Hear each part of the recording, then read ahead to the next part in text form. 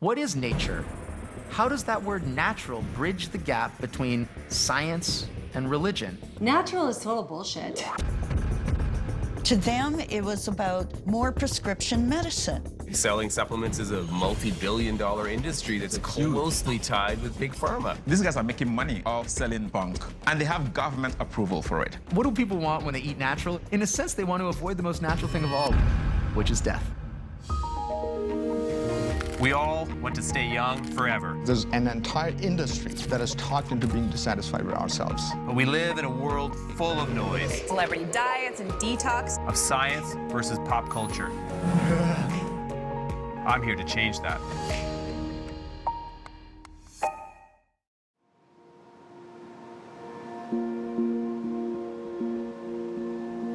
To understand nature is to really understand ourselves. Nature is the greatest intelligence on the planet. It's more intelligent than your Apple computer. It's more intelligent than your IBM. And inside of nature's code is all that we need in order to adapt and survive on this planet. Until we understand how to connect to nature, read nature, and get the information from nature, we are going to be a lost civilization. What is with our obsession with natural, with clean, and with pure? Health products everywhere seem to be focused on those things, on organic, on only being natural. At the heart of it is that nature is somehow beneficial, and anything that smacks of chemical intervention is dangerous. There's this Garden of Eden myth where everything was natural and everything was perfect, and then we interfered. We went in and we did something wrong. We sinned. And natural, I think, has always been and is still now a way of getting back to that perfect place. And it comes with a set of rules, right? About how not to sin, how to act naturally rather than unnaturally, which is what got us kicked out of the garden to begin with, organic garden. Over the years, this is probably the biggest myth I've had to fight, that natural means benign and safe, synthetic is dangerous. The wave we're seeing now is that there's a ton of people out there who just distrust everything. They want to go back to nature. They started to question everything. And this idea of natural is being used to sell a lot of stuff. What they're looking for isn't a coherent and logical system for organizing reality. What they're looking for is something more like a religion in which nature, with a capital N, is good. And they are doing the right thing by avoiding a list of forbidden, unnatural products or actions. But what is natural? What does that mean? It's an extremely elusive term, and I think that's part of the appeal. It's what drives, the organic food industry. It's what drives, the supplement industry. This notion that somehow natural is better. The word natural has been appealing simply as kind of an almost religious term for what's good. Classical Chinese philosophy, you had ziran, which means self-so of itself, which is literally a synonym for organic.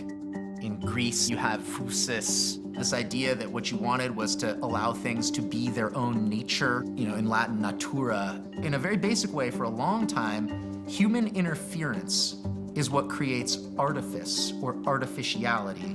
Humans make artifacts, but nature makes natural things. The less human interference there is, the more natural it is. Natural is total bullshit.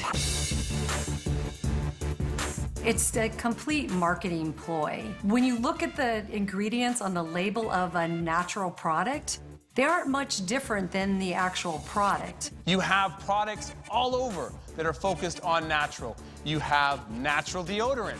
You have natural cat food. You have natural shampoo. You have natural jeans. Does it mean anything anymore? Like now you have sodas with natural cane sugar in it. Like that's better? Did you see the organic Gatorade? No. How classic is that? It gets even worse, you guys. You've got organic vodka, which you can drink with your all-natural cigarettes. I mean, this sounds like the start of an organic Saturday night. We've always projected the kinds of things that we think are dirty or unclean onto this natural and unnatural distinction. Unnatural actions, now people are like, oh yeah, Monsanto's actions in the world. Talk about it 150 years ago and it was pleasuring yourself, Take it back 150 years before that, it was interacting with the wrong caste. It's more just a placeholder for the kinds of basic ideas of right and wrong that I think a society has. Starting in the 17 and 1800s, people wanted to figure out how to eat naturally, that is to say, for our nature. So early on, the debate about whether you should be vegetarian was about whether or not it was natural to eat meat or not. And that kind of debate about what we do naturally in an almost biological sense took off in the 17 and 1800s. You had that Victorian idea of natural that didn't want you to eat unnatural foods, in part because it would lead to unnatural acts. But you see these same kinds of ideas that can be traced in the 17 and 1800s when people first started trying to make sense of science and how it related to health and medicine. Natural may be difficult to define, but the trends associated with it, a focus on organic, an alternative, and holistic approaches to health, are having a clear impact on our world. And over the last 5-10 years, it's become seemingly more popular. There's natural everything. What's going on? What's driving that? There is a split between the kinds of technology that people are welcoming into their lives in terms of medicine, in terms of food technology, and it's alien to them. It is much harder to understand than it was 20, 30, 50, 100 years ago. And the harder something is to understand, the more unnatural it seems. So there's this notion that conventional medicine is bad for you, big pharma is out to get you, it's all about chemicals you're putting in your body, you gotta get on this thing because it's natural, it's supposed to help you without any of the side effects, you know, it'll do all kinds of stuff for you. So there's something very appealing to a vision of a world, a natural world, in which you actually understand how things are made, in which you understand what it is that you are putting into your body. Because in a sense, then it's like you. You're not putting something in that's foreign to you, that's unnatural to you, and chemicals are foreign to people. Processing of food is foreign to people in a way that natural remedies isn't foreign to people. So the natural approach takes you to a place where you eat real food and you get the basic things that you've always needed, like sleep, water, exercise, de-stress. Your body can heal. That's the natural approach. Your body wants to heal, and it knows how to heal. And you really feel that this approach has been the answer? Absolutely. I have never felt better in my entire life. You know, I think our generation is definitely more into this kind of stuff. It's becoming more of a lifestyle than a movement. People are taking the way that they feel into their own hands. Everybody wants to feel good, and I think that this has become a new addiction for people. And I think people are just more conscious.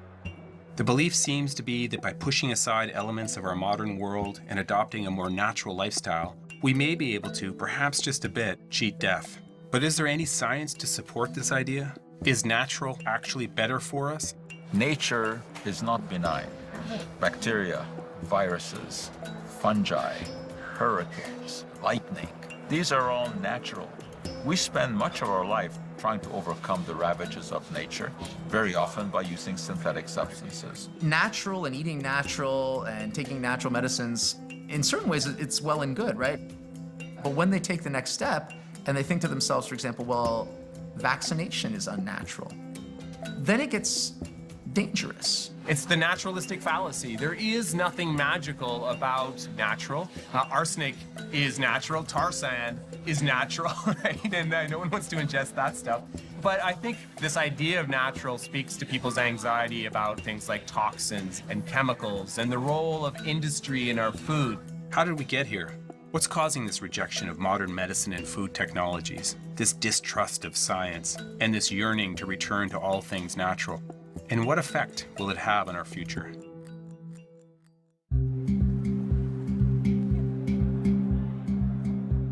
Hippocrates, who's the grandfather of all medicine, coined the phrase, "Let food be thy medicine, and medicine be thy food." Of course, Hippocrates lived in 400 BC, and medical knowledge was still based around the four humors. But the idea of food as medicine prevails. A huge component of this embrace of natural is organic food. What draws you to eating natural, eating organic? Probably all the food documentaries I've seen on sugar, on the livestock industry, on the impacts both in your body and environmentally. I'm a fan of certified organic, and for a reason, because it's better for our planet, it's better for our bodies. So why do you eat organic? What's the motivation? Just like no pesticides, no chemicals, no GMO, and like you can see it in the food, you know, and how it makes you feel afterwards. You feel much cleaner, and you know, your skin looks better, and you know, it reflects in your energy and the way you look. I'm a big believer in organic. I love farmers markets. That's a beautiful thing. When things are grown and brought in and you get the food from homegrown markets that are local, I think that's the best. In the U.S., organic products are now available in nearly 20,000 natural food stores and in 3 out of 4 conventional grocery stores. Everyone's more health conscious these days. They're just more exposed to what's happening in their food systems, and so they just want to be a little bit more environmentally friendly and then also just conscious of their own health. In organic farming, we don't use any chemicals or herbicides or pesticides or chemical fertilizers to grow our crops, so we're chemical free. And I think a lot of people think that that's organic farming right there and it stops, but it's not. It's actually bigger than that. It's a philosophy. One of the biggest things organic farming is treating the soil really well and nourishing the soil, and therefore we're going to have healthier crops, more nutrients in those crops. There you go. Oh, yeah. We're physically out there all the time. It is relatively cheaper to get an input that's chemical and then watch your produce get really big. So yeah, it takes a lot longer and it's a lot harder. I also think you get a better product. You can see the difference, and I definitely think you can taste the difference. Our carrots are sweeter, they just are. Although there is a common perception that organic food is better for you than conventionally grown food, numerous studies have shown that there is little difference in nutritional value. The nutritional quality is not determined by whether you grow it organically or not. It's determined by the kind of seed that you use. It's determined by the amount of sunshine, by the amount of rainfall, by how the soil has been cultivated. I mean, there are many, many different factors. A USDA report notes that there continues to be double-digit growth in the demand for organic products. And as the demand grows, the supply must as well. There needs to be a change in a larger food system and policy. There's a lot more larger farms growing organically. However, it's more of a conventional way of farming, but just using organic inputs instead of like replacing things and not using the philosophy. So something somewhere beyond us has to shift. Not all organic farms are driven by the same philosophies, but they're all selling the same idea, the elusive concept of natural. People want to eat natural food because they think they're going to be healthier. They tell you it's going to help them live longer and live a longer, healthier life.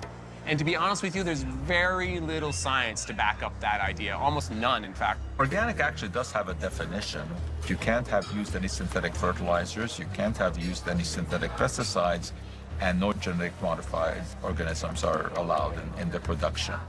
That makes people believe that there are no pesticides that are used in organic agriculture, which is not true. There are dozens of pesticides that are allowed as long as they come from a natural source. So to give you an example, copper sulfate, which occurs in nature because it can be mined, is allowed in organic agriculture. And it has a worse profile than many synthetic pesticides, but it's natural. In fact, this misunderstanding about pesticides has been shown to reduce fruit and vegetable consumption in low-income shoppers. Not a good outcome. I really see the appeal of eating something that is in the state that it should be in, was just allowed to follow its own spontaneous mechanism. But again, there's no actual definition to that. The organic foods that people are eating were designed by human beings over many hundreds of years of breeding. And so it's really just another way of allowing people to feel like they're doing the right thing. Buying food is a form of self-expression. You are kind of telling the world that this is the kind of person I am. I'm the kind of person that eats organic food. It becomes part of your identity package. I read these kinds of papers, I drive a Prius, I ride my bike everywhere, and I eat organic food. She became vegan about a year ago, and it seemed like it's shaping her character, shaping who she is, shaping her values. It was after I became vegan that I started watching the food documentaries, really started learning about what our food was doing and the roles it plays in our body and in the world. And becoming vegan really accentuated who I feel like I am. One of the reasons that it's so difficult to change people's minds about a topic like organic food or vaccination or the role of the concept of natural in how we live our lives is because they've adopted those concepts as part of their own personal worldview. It's part of who they are. And this is the reason why you can get people that believe the scientific consensus around climate change, but at the same time, they do not believe the scientific consensus around GMOs. That's because one concept fits with their personal brand, the other concept does not. And once it becomes part of your personal brand, once it becomes part of how you identify yourself, it becomes very difficult to change your views on that topic. Eating a healthy diet is one of the most important choices we make for our bodies, but there's no evidence supporting a distinction between organic and conventional farming in terms of health outcomes. To be fair, this is a complex topic, which also involves things like concern for the environment, farmers, and animal welfare. But the lifestyle associated with eating organic, the personal brand built around holistic nutrition, often seems more powerful than the relevant evidence. Often there are people that have a particular product they're trying to sell. Often there are people that have, kind of a lifestyle, a philosophy they're trying to sell as opposed to what the science really says. All of that's great, that people are attracted to a particular philosophy, but I think we need to be careful not to mix that with what the science says. The bottom line here is that pretty soon, by 2050, there will be 10 billion people coming to dinner in the world. It's not going to be possible to feed them organically. It is a niche market. And for people who believe that this is good for them and have the money, fine, go and buy organic. But the vast majority of the population cannot afford the extra cost, and it is not possible to produce the volume of food that is needed to feed the world without the judicious use of agrochemicals.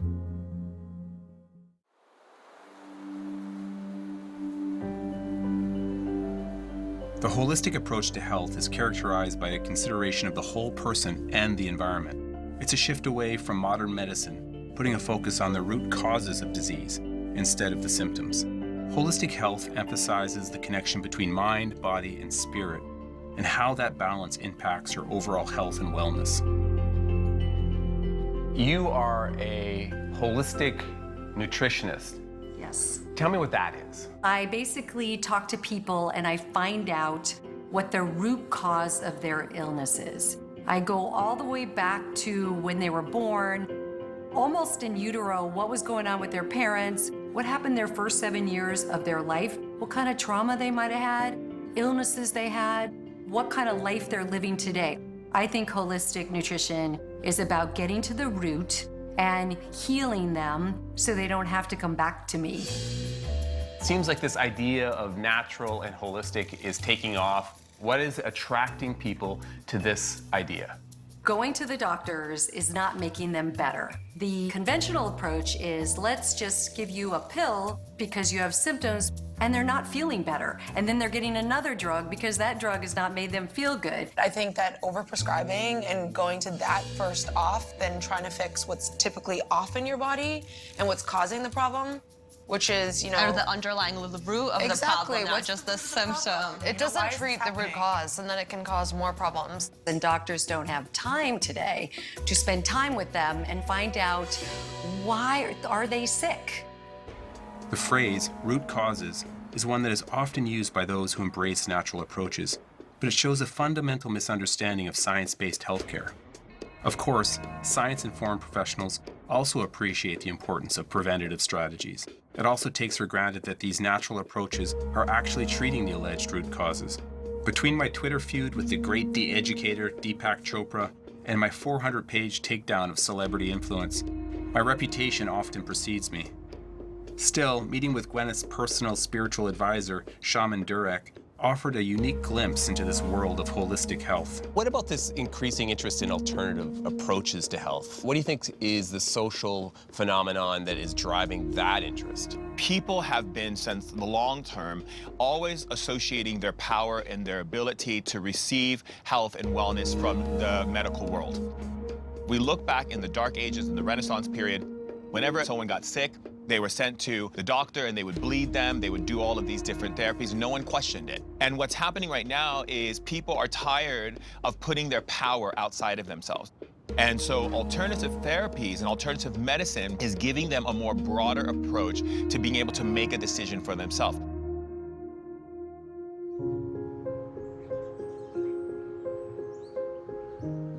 So you really did have a personal journey that brought this approach into your own life. I did. I am not a doctor and I'm not a PhD. I just wrote a book. It's called Cancer Hacks because I was diagnosed with cancer at 32 and I healed myself with both the Western and Eastern approach. And mostly I meditated and I did yoga and I started juicing and I became a vegan. I didn't choose to do chemo and a stem cell transplant, which they recommended. And my husband, 11 years later, was diagnosed with cancer.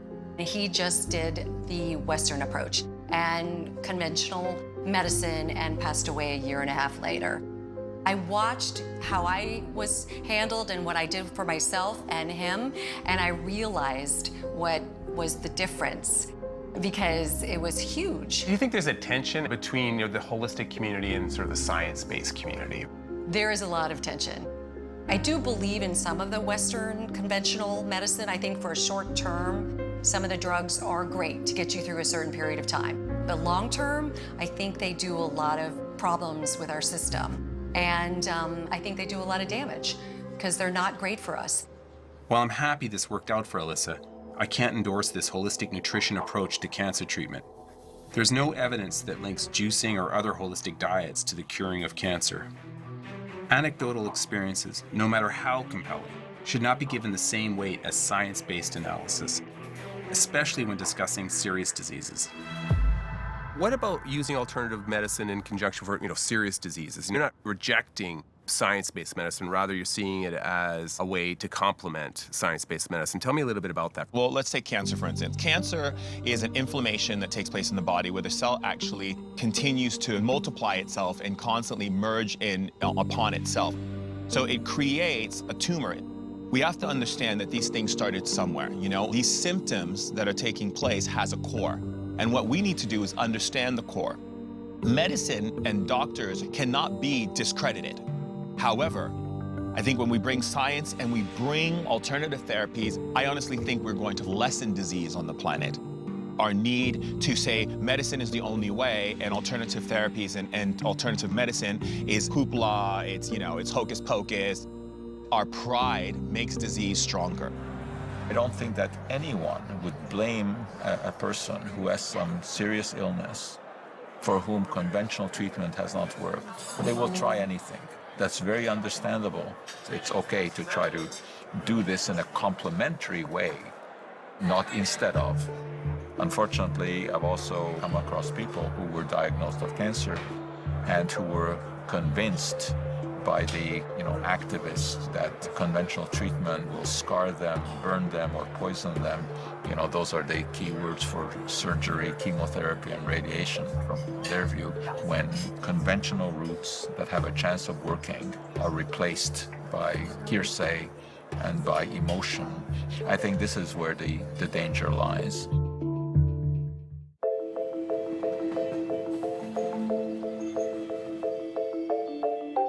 I get a lot of hate mail.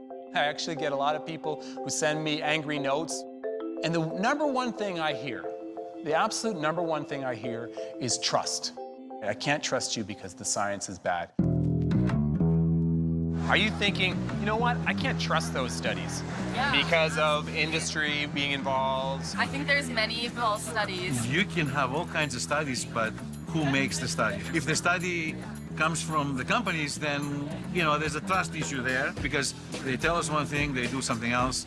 We really can't trust that. So are you more suspicious whenever, you know, that's part of the story? Pesticides, pharmaceuticals, is that something that at least raises your alarm bells? Even as a nurse, I would be really hard-pressed to take antibiotics. I think the overprescription of all of the pharmaceutical industry and doctors feeding you antibiotics when it's not really necessary is really prevalent in our society. There's so much information on the internet about all these different modalities like vaccines and drugs, and people are looking up what they do to you. You know, they're starting to question the doctors and wondering, like, why should I take this? Is there another alternative? I hear this so often, Alan. I can't trust big pharma, I can't trust big food, and therefore I'm going to turn to natural, even though that's become a big industry too. I think there is a fear with unnatural products, whether it's medicines or foods, that there's a fundamental kind of deception going on because people have been burned in the past. I have endured and tolerated the existing healthcare system for a long time. I'm 58 years old. My first neurosurgery was 1992. Bev tells us that she's had 5 surgeries over the course of 20 years. This is the result of a workplace injury and the need for a spinal implant. In 1993, that type of neurosurgery was actually in its infancy.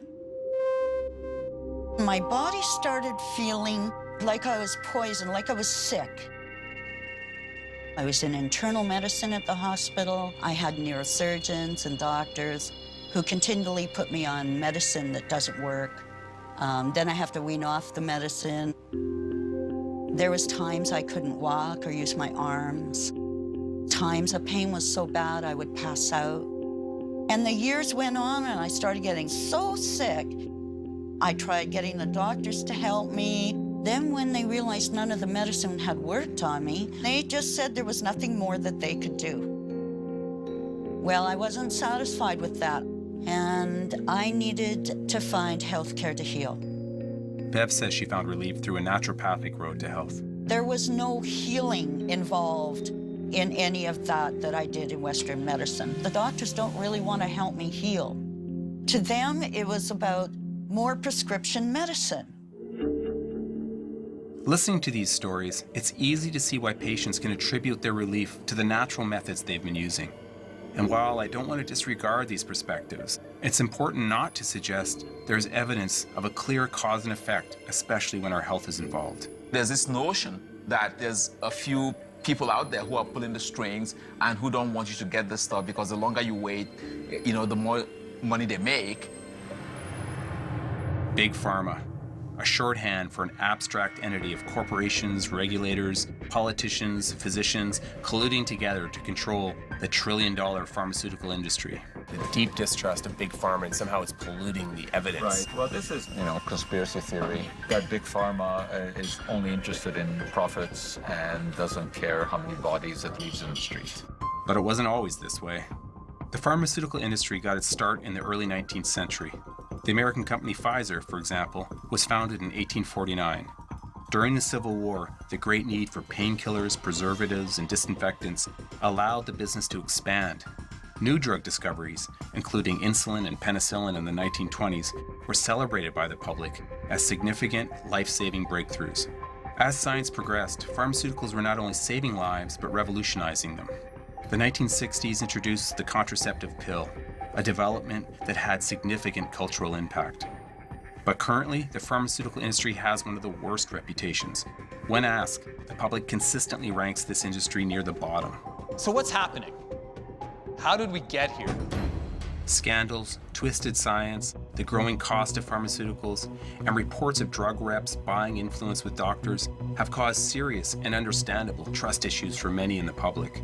Rightly or not, the industry is often perceived as merely profiting from human desperation. There really are large pharmaceutical companies whose interests often aren't aligned with the public, and big tobacco really did try to deceive people.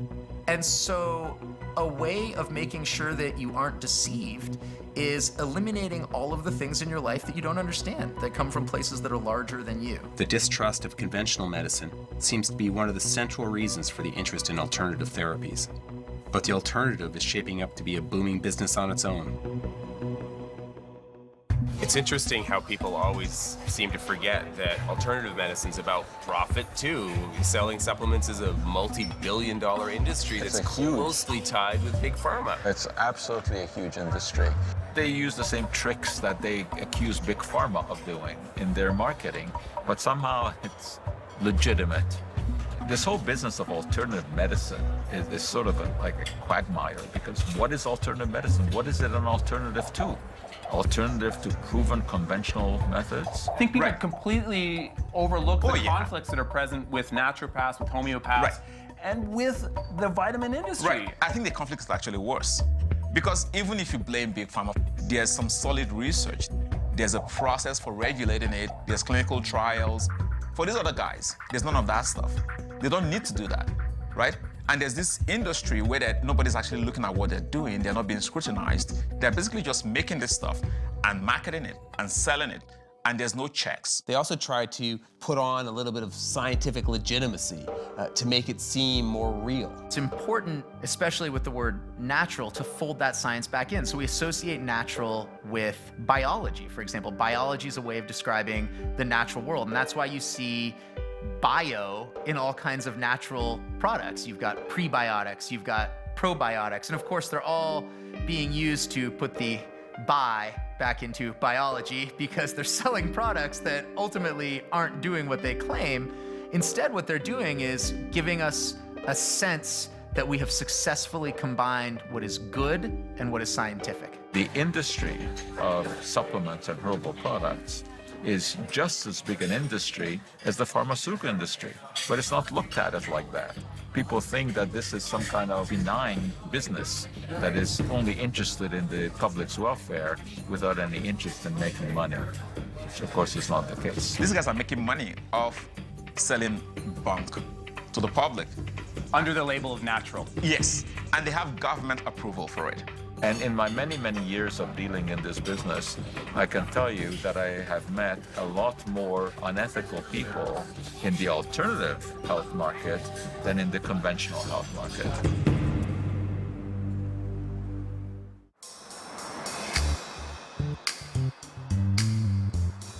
Of course, this embrace of natural can have even more detrimental effects. It can make people believe that there are toxins and that there are dangers associated with things that are truly, truly beneficial. And of course, there I'm talking about vaccination. You don't want to comment on the controversial topic of vaccinations, do you? Can I force you to do that? Your immune system can get compromised very early on. No one's focusing at an early age of how do we make the immune system strong as we get older. There are so many issues associated with the anti-vaccination movement. It's not a topic we can comprehensively address here. However, I do want to highlight its connection to the growing obsession with all things natural. Edward Jenner performed the world's first vaccination for smallpox in 1796. Louis Pasteur introduced a vaccine for rabies in 1885. After that, as scientific knowledge expanded, vaccines emerged for cholera, diphtheria, typhoid, tetanus, and many more diseases, including the vaccine for polio in 1953. Considered one of the greatest achievements of modern civilization, vaccinations still save millions and millions of lives every year. But despite these successes, and strong evidence of efficacy and safety, the sway of the anti-vaxxers seems to be increasing. I grew up in Nigeria. I did not know any anti-vaxxer growing up in Nigeria. That's for sure. Because they know disease. Polio is real. Chickenpox is real. Measles is real. They've seen that stuff. They've seen it kill children. They've seen it harm people. They're not worried about natural, organic. Right. Before the vaccines came, right, they tried the natural, and their children died. I think this is a really important point. People don't have that experience of disease. We're talking about things on the margins now. Right. So in general, the population is healthy. Right. And so they're looking for things to worry about. Right. And when we had measles in Alberta, there was a long lineup of people who wanted to get the vaccine. You couldn't convince those people to get the vaccine if there was no measles. The absence of disease makes people feel like they have choice. Here is Jenny McCarthy. She's on CNN, and she's talking about her belief that vaccines cause autism. This is where she made some of the most ridiculous comments about the connection between vaccines and autism. Just because two factors run together doesn't mean that one causes the other. Classic example, there's a very strong association between wearing skirts and breast cancer. But no one in their right mind would think that skirts cause the disease. But the association is very strong because women are more likely to wear skirts and women get more breast cancer. This kind of thing is very often used by all kinds of activists. They will draw a graph and it looks very, very compelling. You can draw the same kind of graph for an increase in autism and increase in sales of organic food. And no one would think that organic foods causes autism. But association is not the same as cause and effect. And what's frustrating about this is it serves as a fantastic example of what's been called false balance. When she was on CNN, it was Jenny McCarthy and a handful of experts, people who have probably spent their entire life studying and talking about vaccines. And here she is having this debate. Who do we remember from that occasion? We remember Jenny McCarthy. McCarthy's misguided belief got traction in 1998 with the publication of a bogus study, which has since been discredited and retracted, and the lead author, Andrew Wakefield, found to be a fraud. But Jenny McCarthy's twisted tale made the rounds not just on CNN, but on Oprah, The View, and in People magazine, giving her inaccurate perspective a huge audience and branding her as an expert on the topic. What do you see as the influence of pop culture and celebrities in this sphere? People have become complacent and putting celebrities as the golden voice when a lot of celebrities don't have a golden voice. Here's Katy Perry. She's holding up her bag of vitamins. She allegedly takes 26 supplements every day, which is extraordinary. So why do we care what people like Katy Perry are talking about? Well, how many followers does Katy Perry have?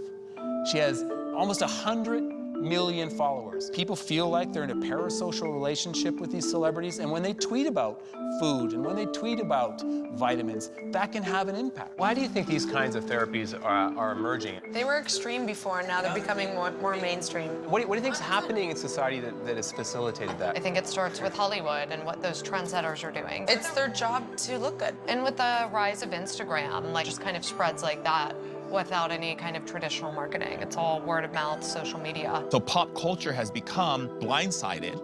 What we have to do as a society, because we're living in the age of narcissism, of like on Facebook, use narcissism in a way that actually develops inner personal understanding of ourselves. Why are we liking that picture?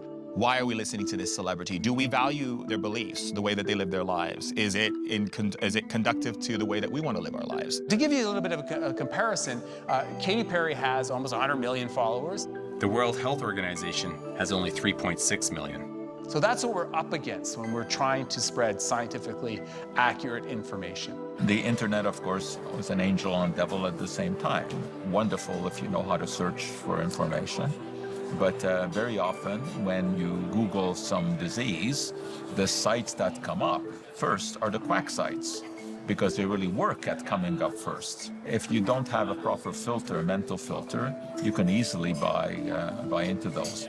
Social media can serve as a kind of echo chamber, an opportunity to build communities of like-minded individuals. That can be very good in a sense because you do build communities, but at the same time, it builds what's been called a social bubble, a confirmation bubble, and it becomes very, very difficult to change those people's minds because they use social media as a confirmation bias machine. They find people who agree with them, they follow them, and that becomes their only conversation on whatever issue you're talking about.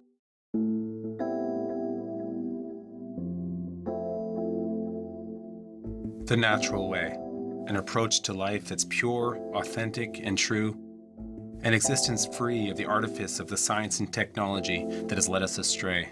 A powerful myth that underlies all this is the Frankenstein idea, which is that humans are fine the way they are, and the world is fine the way it is, and then we get these pointy-head scientists who come in with no regard for God's plan or nature with a capital N's plan, and they mess with stuff. Dr. Frankenstein creates this monster, and then the monster comes and kills everyone, and that monster is really chemicals, or it's really technology, or it's processed foods, or whatever it is. And I think that that story really has a lot of traction, and natural is a way of avoiding that monster. So we have this idea of natural, this concept of clean and pure and organic that pervades our society. I think it's fueled by a collection of beliefs that aren't necessarily conceptually consistent, and some concerns, and some of those concerns I think are legitimate, like the issue of trust. It seems this inclination towards all things natural is gaining momentum for a number of reasons, including suspicion regarding the incentives behind modern medicine and agriculture. While we need to consider the foundations of this distrust, it often appears to be based on intuition and anecdote more than on solid evidence. Still, it is gaining popularity, and with this popularity it is, paradoxically, also becoming increasingly commercialized and industrialized. Natural is big business. The natural fallacy is the belief that something is good solely by virtue of being natural. Surely it's unnatural to try to cure yourself of a disease. So there's a tension between wanting to make sure that you suffer less than you otherwise would. We build houses. We do all kinds of things to our environment to make ourselves more comfortable, because it turns out natural sucks in a lot of ways. But then we also feel like those things must be responsible for our suffering. So we try to reduce the unnatural aspects of our lives in other areas that we can, like with food, for example, or with medicine. But it doesn't actually make sense if you push it really hard. It's more of a ritual to reassure yourself that you're doing the right thing than an actual ideal that can be achieved. What do people want when they eat natural or when they engage in natural medicine? Well, in a sense, they want to avoid the most natural thing of all, which is death. So you're running away from something that you can never really get away from. And it's something that people have been running away from for thousands of years.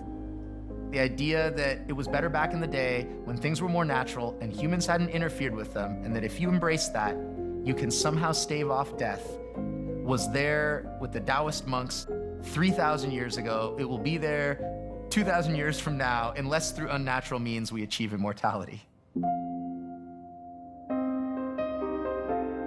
Will the trend towards embracing all things natural help us cheat death? In my opinion, no. The concept of natural remains tremendously amorphous, and as we've seen, just because something is natural doesn't necessarily mean it's healthier. In addition, concerning ourselves with the concepts of natural and unnatural, at least as they are currently present in popular culture, may invite a less than ideal rejection of science-informed and effective approaches to health and food production. Everybody's different. The ones that are very science-based are like, well, is there any kind of science behind this? And usually there isn't. Not to say there are no benefits. Eating real food, avoiding over-processed food, and supporting sustainable farming are all worthwhile goals. But we can't allow ourselves to accept the mistaken premise that natural is inherently good. All natural doesn't mean much, but understanding what you're putting into your body is much smarter. People are part of the natural world, and we can choose to act as a beneficial organism, or we can choose to act as a harmful organism. Living today in a way that ensures a living for the future, for future generations. So if we look Pretty good philosophy. Who could be against that, right? You know, the body's trying to communicate to you why you need to take medicine in the first place. But if I get hit by a bus, I'm going to the hospital. What they're really doing is soothing the psyche of people, which is not an unattractive proposition, especially in a hospital setting where you know that they're also getting conventional care.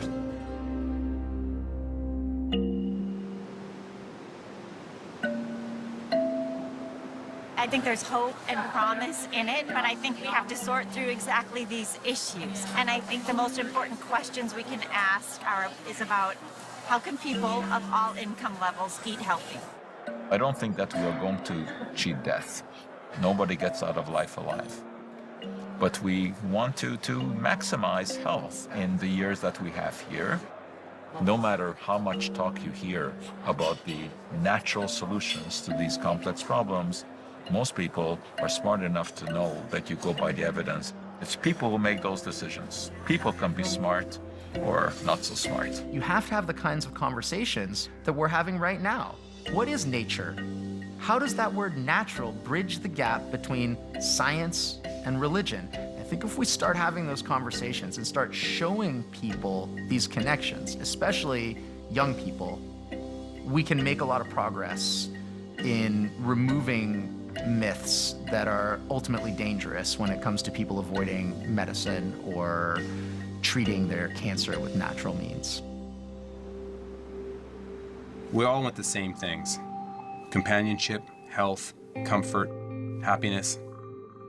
If we're able to combine the positive elements of natural, being in touch with our bodies and ecosystems, with the beneficial aspects of science and technology, we have the best chance of creating an effective and sustainable approach to health. Using our knowledge and our growing understanding of our world, shouldn't that be the natural way?